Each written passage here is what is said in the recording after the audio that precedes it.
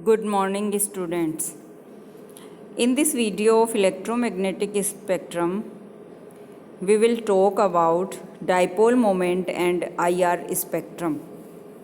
अर्थात IR spectrum में किसी भी मॉलिक्यूल के डाइपोल मोमेंट का क्या रोल होता है। वास्तव में होता यह है कि IR स्पेक्ट्रम वही मॉलिक्यूल्स शो करते हैं जिनमें कुछ ना कुछ डाइपोल मोमेंट होता है। किसी भी मॉलिक्यूल के डाइपोल मोमेंट में होने वाले परिवर्तन के आधार पर IR स्पेक्ट्रम में हमें बैंड्स प्राप्त होते हैं। अब किसी मॉलिक्यूल के डाइपोल मोमेंट में परिवर्तन तो तभी होगा जब उसमें खुद में पहले से कोई डाइपोल मोमेंट प्रेजेंट होगा। अगर किसी मॉलिक्यूल में डाइपोल मोमेंट है ही नहीं तो उसमें क्या परिवर्तन होगा। किसी मॉलिक्यूल का डाइपोल मोमेंट अगर ज़ीरो है तो उसमें किसी तरह का कोई परिवर्तन नहीं होता है, वह सदैव ज़ीरो ही बना रहता है। केवल वे मॉलिक्यूल ही IR स्पेक्ट्रम शो करते हैं जिनमें स्वयं का कोई डाइपोल मोमेंट होता है। लेकिन एक्सेप्शनली कुछ ऐसे एग्जाम्पल्स पाए गए हैं जिनके अंदर डाइपोल मोमेंट प्रेजेंट नहीं होते हुए भी उनमें IR स्पेक्ट्रम प्रदर्शित होता है। अपन यहाँ कुछ एग्जाम्पल्स देख सकते हैं। Hydrogen, oxygen, N2H2O2, Cl2, X2, इस तरह के कई मॉलिक्यूल हैं जो IR स्पेक्ट्रम प्रदर्शित नहीं करते हैं। अब आपको एग्ज़ाम में ये क्वेश्चन पूछा जा सकता है कि IR स्पेक्ट्रम प्रदर्शित नहीं करने वाले कौन से कंपाउंड्स हैं और क्यों। IR स्पेक्ट्रम प्रदर्शित नहीं करने वाले कंपाउंड केवल वे हैं जिनके अंदर किसी तरह का कोई डाइपोल मोमेंट प्रेजेंट नहीं होता। देखिए, जैसे लीनियर मॉलिक्यूल CO2 है, इसका डाइपोल मोमेंट ज़ीरो होता है, लेकिन ये हेटेरो एटॉमिक है, इसलिए इसमें एसिमेट्रिकल IR वाइब्रेशंस पाए जाते हैं।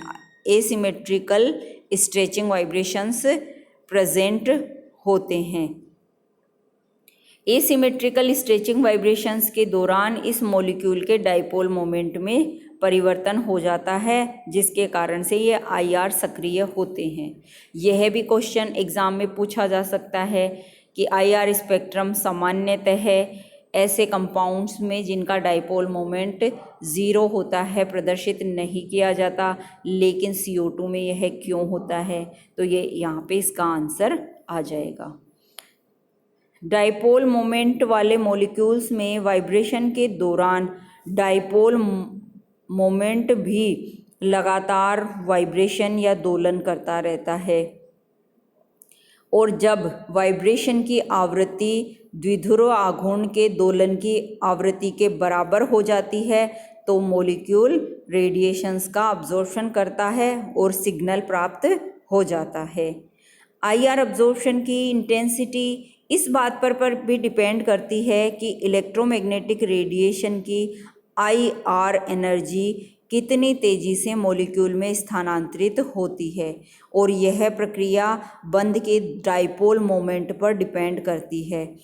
कोई भी मॉलिक्यूल जितना ज़्यादा पोलर होगा, या कोई भी बॉन्ड जितना ज़्यादा पोलर होगा, इलेक्ट्रोमैग्नेटिक रेडिएशंस के साथ अधिक प्रभावी ढंग से इंटरेक्शन करेगा, जिसके कारण से IR स्पेक्ट्रम में अब्जॉर्प्शन बैंड की इंटेंसिटी बढ़ जाती है। यही कारण है कि किसी भी मॉलिक्यूल में C double bond O stretching vibrations की इंटेंसिटी वास्तव में CC स्ट्रेचिंग वाइब्रेशन की इंटेंसिटी से अधिक होती है, क्योंकि CC बॉन्ड में किसी तरह का कोई डाइपोल मोमेंट नहीं है और CO बॉन्ड में डाइपोल मोमेंट उत्पन्न हो जाता है। किसी भी मॉलिक्यूल में स्ट्रेचिंग के कारण से या वाइब्रेशन के कारण से जो IR रेडिएशंस के अब्जॉर्प्शन द्वारा स्पेक्ट्रम प्राप्त होता है, उस वाइब्रेशन की फ्रीक्वेंसी किस तरीके से हम ज्ञात कर सकते हैं, उसके लिए हुक ने एक नियम दिया था।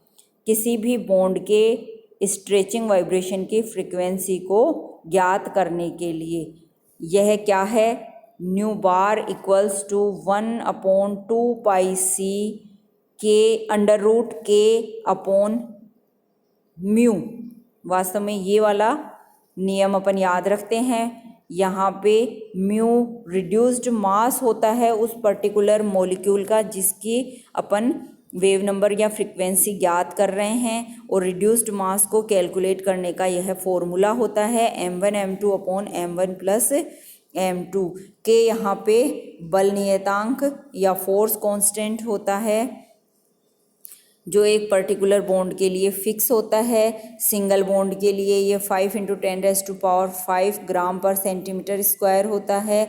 डबल बॉन्ड के लिए इससे दुगुना हो जाता है, और अगर ट्रिपल बॉन्ड की अपन फ्रीक्वेंसी ज्ञात कर रहे हैं तो यह 3 गुना हो जाता है। मीन्स 5 × 10⁻² × 2 × 3 इस तरीके से इसको कैलकुलेट कर सकते हैं। और न्यू बार को अपन न्यू/c से भी रिप्रेजेंट कर सकते हैं। c यहाँ पे प्रकाश का वेग है जिसकी वैल्यू 3 × 10⁻10 सेंटीमीटर/सेकंड होता है। यह वाइब्रेशन फ्रीक्वेंसी वास्तव में दो चीज़ों पर ही मेनली डिपेंड करती है, बॉन्ड स्ट्रेंथ जो कि के द्वारा बताया गया है, और रिड्यूस्ड मास जिसे म्यू के द्वारा बताया गया है। इस फॉर्मूला से हमें ये भी पता चलता है कि जब म्यू एंड के एक दूसरे के डायरेक्टली प्रोपोर्शनल हैं, यानी जैसे जैसे बॉन्ड की स्टिफनेस बढ़ती जाती है, सिंगल बॉन्ड से डबल बॉन्ड से ट्रिपल बॉन्ड होता जाता है, वैसे वैसे उनकी वाइब्रेशन की फ्रीक्वेंसी भी बढ़ती जाती है। रिड्यूस्ड मास के ये इन्वर्सली प्रोपोर्शनल है, मीन्स जितना भारी मॉलिक्यूल होगा उसके वाइब्रेशन की फ्रीक्वेंसी उतनी ही कम होगी। ये एक एग्जाम्पल यहाँ पे दिया गया है, कार्बन हाइड्रोजन वाइब्रेशन बॉन्ड की स्ट्रेचिंग वाइब्रेशन के लिए वाइब्रेशनल फ्रीक्वेंसी ज्ञात करना। इसको इस प्रकार से अपन कैलकुलेट कर सकते हैं। इनके मासेस लिख देने हैं अपने को। के की वैल्यू पुट कर दीजिए, मासेस पुट कर दीजिए, पाई की वैल्यू 22/7 होती है। इस तरीके से इसको कैलकुलेट किया जा सकता है। नेक्स्ट वीडियो में हम डिस्कस करेंगे selection rules for IR spectroscopy.